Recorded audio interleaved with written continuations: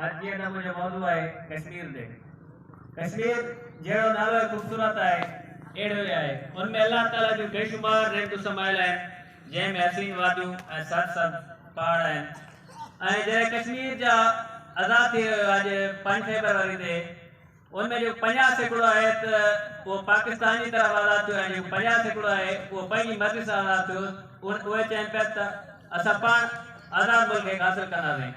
ऐं उहो 2017 खां पोइ जेको आहे उहो इंडिया जी कब्ज़े में अची वियो आहे। उन ते इंडिया हमिलो कयो जॾहिं, त उहो हाणे 2020 ताईं इंडिया जे मुकमिल कब्ज़े में अची चुको आहे, जंहिंमें हाणे इंडिया उते बिल्कुलु ई कर्फ्यू नाफ़िज़ करे छॾियो आहे। उन्हनि जो जेको हाणे जीअण आहे उहो माल थी वियो आहे ऐं उन्हनि खे तरह तरह जूं तकलीफ़ूं ॾिनियूं वञनि थियूं। उहो ॾींहुं उन्हनि जो ख़ाली न आहे जॾहिं उन्हनि जो को लाश उन्हनि जे अखियुनि जे साम्हूं न अचे ऐं उन्हनि जे घर भातियुनि भाइरनि मिटनि माइटनि मतिलबु त कंहिं न कंहिं खे उहे हर ॾींहुं क़तल कनि था ऐं उहे पंहिंजे अज़ीज़नि जे मिटनि लाश पंहिंजे हथनि सां दफ़नाइनि था। ऐं उन्हनि जो कसूर उहो हूंदो आहे त उहो आज़ादी चाहिनि था ऐं आज़ादी उन्हनि जो कसूर आहे। ऐं उन्हनि जी इंशाअल्लाह हिकिड़ी महिनत ज़रूरु रंग लाहींदी ऐं उहे आज़ादी हासिल कंदा।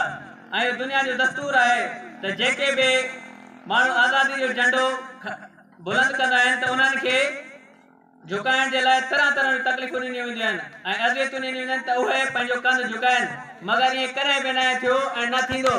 ऐं उहे जेको सब्र कई पिया आहिनि ऐं उनजो सब्र फल हमेशह मिठो हूंदो आहे। उन्हनि खे हिकिड़ी ज़रूरु आज़ादी मिलंदी ऐं असां तव्हां हमेशह ॾिसंदा रहे।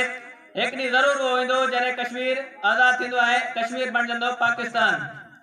ऐं हिकु आयत बि आहे त उनमें चयल आहे इन्ना माल उसरे युसरा, बेशक मुश्किल सां गॾु आसानी आहे। ऐं उन्हनि खे अॼु मुश्किल आहे, बेशक उहे तकलीफ़ूं सहनि था, उन्हनि खे वॾियूं अज़तूं ॾिनियूं वञनि थियूं, पर उहो हिकिड़ी अहिड़ो ईंदो जॾहिं उहे आज़ादु थींदा ऐं को सुख जो साहु खणंदा। आख़िर में शेर जी पंहिंजी चयो वठंदो इज़्ज़त नफ्स जिससे हो ज़ख्मी धूप बेहतर है ऐसी छांव से।